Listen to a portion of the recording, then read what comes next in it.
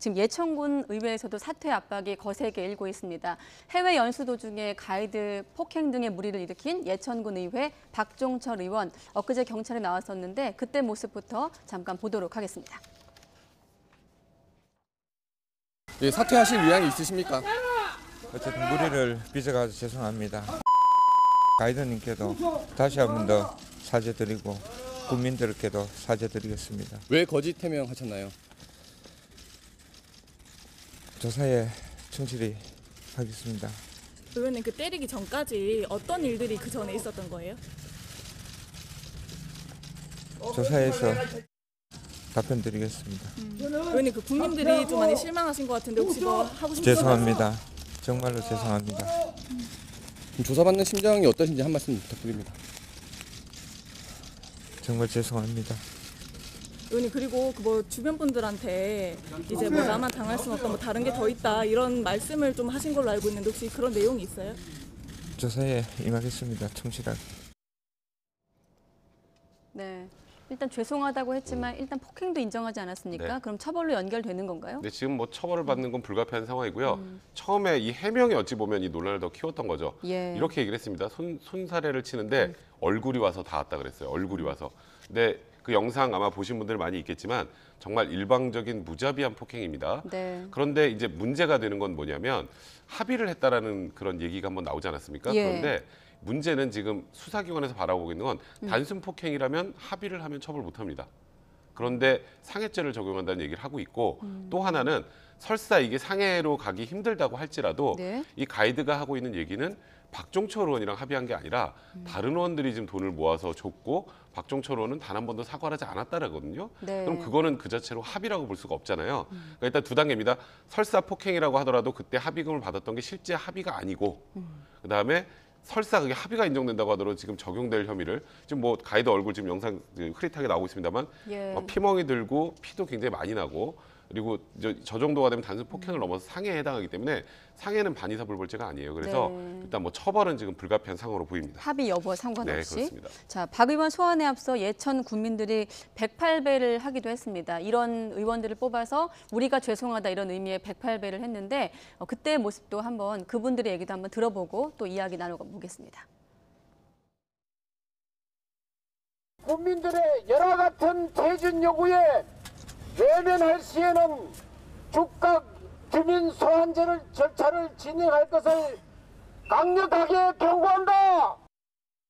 뭐라 말을 할 수 없이 창피하고 분노가 극에 달했습니다. 본인들은 자리는 지키겠다. 끝까지 이 상황이 저희들을 더 분노하게 하는 것 같아요. 국민들의 분노를 이 현장에서 답변이 나올 때까지. 네, 지난주에 최한열 회장님 직접 전화 연결했었는데 그때 무슨 질문을 드려도 전원 사퇴할 때까지 의장실 점거하고 농성하겠다 이런 입장이셨거든요. 좀 강경한 입장인데 왜 국민들이 또 사죄를 또 해야 되나 이런 생각도 드는데 지금 사퇴에 대해서는 묵묵부답인 상황이죠? 네, 그렇습니다. 그러니까 결국은 이제 그 주민의 그 얼굴에 그 먹칠을 했다라고 하는 이와 같은 상황에서 주민들이 오히려 108 사죄를 하는 네. 상당히 조금 어이없는 상황이 아닌가 그만 생각됩니다. 결국 이제 그 지방자치제도라고 하는 것이 예. 풀뿌리 민주주의의 그야말로 그 상징으로서 지방 지역 실정에 그 맞는 그와 같은 대변을 하고 또 지방의 입장에서 행정부를 이제 감독을 하고 견제를 한다 이런 취지였는데 오히려 그 지방 주민을 낙담시키고 지방 주민이 낸 세금에 의해서 그야말로 그 국가적인 망신을 지키는 뭐 접대비에 대한 요구에서뿐만이 아니고 거짓말도 뻔뻔하게 하고 말이죠. 더군다나 폭행도 상당히 안경을 쓴 상대방에게 또 폭행을 했다고 하는 범죄적 측면에서 더 비난 가능성이 있는 이런 그 상황입니다. 근데 그럼에도 불구하고 사태에 관한 표는 한마디 언급도 하지 않는 이런 점에서 주민들의 더 공분을 자아내는 상황이 아닌가 생각하기 때문에 뭐 그 다음 단계가 아마 그 주민 소환의 가능성을 한번 생각해 봄직합니다만 그 역시 녹록치 않은 그런 절차가 진행되지 않을까 생각됩니다. 뭐 지금, 주민소환법 같은 것이 네. 아마 2007년도에 마련되었죠. 아마 그 기본 취지는 예. 그 주민 복리를 위한 행정이 아니고 특수 목적인 경우에는 주민 통제라고 하는 차원에서 네. 또 그 불신임의 처분을 법으로 규정한다는 차원에서 만들어진 법입니다만 네. 가장 핵심적인 것이 일단은 선출된 이후에 1년이 지나야 되고 또 남은 기간이 1년 있어야 되는데 지금 이제 이번에 6월 달에 선출됐기 때문에 내년 7월이 돼야 이제 1년이 됩니다. 그러니까 네. 그 기간까지는 주민 소환의 요건에도 해당되지 않기 때문에 결국은 주민들의 저와 같은 진실한 의사 표현을 위해서 자진 사퇴의 그 방법뿐이 현재에서는 없는 것이 아닌가도 생각해 봅니다. 네, 어떻게 생각하세요? 네. 근데 지금 말씀하셨던 것처럼 주민 소환이라는 건 뭐 이론상은 가능은 한데 네. 지금 뭐 사실 이렇게 소위 말하는 버티기를 하고 있는 이유는 그 절차 자체가 일단 워낙 복잡하고요. 주민 20% 이상의 동의를 받아야 되는 상황이고 네. 말씀하셨던 것처럼 지금 당장이 안 됩니다. 1년이 지나야 되니까 빨라야 이제 올해 7월이란 말이죠. 올해 7월쯤 되면 사람들이 잊어먹을 거야라고 생각할 가능성이 굉장히 많습니다. 그래서 사실 지금 정말 그 예천군 군민들이 굉장히 부끄러워할 정도의 이런 사태인데 네. 또 안타까운 건 지금 현재 그래서 뭐 박종철 의원 제명과 관련해서 또 네. 윤리위 소집한다는데 그 사람들인데 뭘 거기서 소집해서 뭘 제명을 하느냐 이런 얘기도 나오고 있는 상황이고 또 하나는 또 그런 얘기도 합니다. 박종철 의원이 아까 그 기자가 질문해서 나 혼자 죽지 않겠다는 얘기를 했는데 그게 무슨 말입니까 이렇게 물어보잖아요. 그게 나만 사퇴하는 건 가만히 있지 않겠다는 취지로 얘기를 했다고 해요. 근데 그 부분은 이제 사실관계를 확인해 네네. 봐야겠습니다만 그러다 보니까 지금 뭐 저기서 지금 박종철 의원을 제명을 하든 그런 문제가 아니라 이거는 이번에 갔을 때 호화 외유성 그 출장을 간 것부터 시작을 해서 가서 있었던 부적절한 행동 굉장히 많잖아요. 네. 또 여성 접대부를 불러달라는 의원도 있었고 이런 것들까지 다 고려를 한다면 정말 의원 전원 사퇴를 해야 예천군 군민들은 좀 납득을 하지 않으실까 싶다는 생각도 듭니다. 또 일반 국민도 네, 마찬가지고요. 6천만 원 넘는 예천군 예산이 사용됐기 때문에 더 시민들이 좀 분노하고 있는 거 아니겠습니까? 네, 네. 그렇습니다. 사실 또 그 좀 예천군의 재정 자립도를 240개의 그 시군구로 그 비교를 하게 되면 거의 그 하위에 맴돌고 있습니다.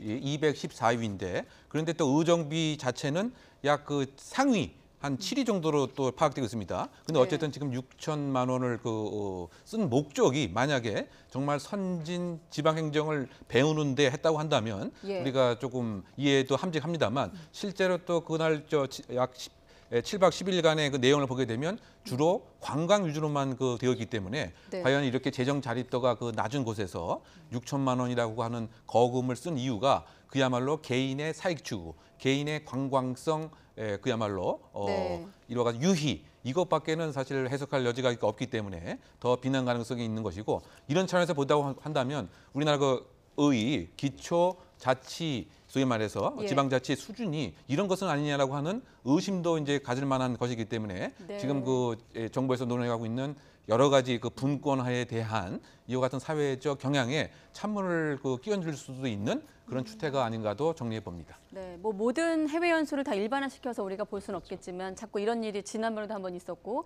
계속 불거지다 보니까 아예 좀 극단적으로 해외 연수 꼭 필요하냐 이런 지적도 있거든요. 네. 사실 그러니까 그게 또 정말 필요한 연수가 있을 수도 있잖아요. 지금 예. 말씀하셨던 것처럼 이걸 모두 극단적으로 해외 연수를 전부 없애자라는 건 좀 너무 지나친 그런 좀 그 주장인 것 같고요. 네. 그러니까 이번 예천군 의회 이번에 갔었을 때 보면 아까 이훈 교수님 말씀하셨던 것처럼 이건 그냥 말 그대로 관광이거든요. 그리고 왜 해외 연수를 갑니까?